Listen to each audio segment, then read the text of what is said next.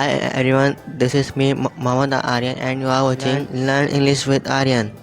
So in this video we are going to talk about 10 English words for daily use. So let's start our lesson number 1. The first, iron the clothes, कपड़े इस्त्री करना. Iron the clothes, कपड़े इस्त्री करना. Talk to friend, दोस्त से बात करना. दोस्त से बात करना. Talk to friend. Play with friend, दोस्तों के साथ खेलना. Play with friends. रूड, बदतमीज. अनप्लीजेंट, नाखुश. ओबीडियंट, फर्माबरदार. ओबीडियंट. फेयरलेस, बेखौफ. सेल्फिश, खुदगर्ज. हेल्पफुल मददगार. जेलस, हासिद.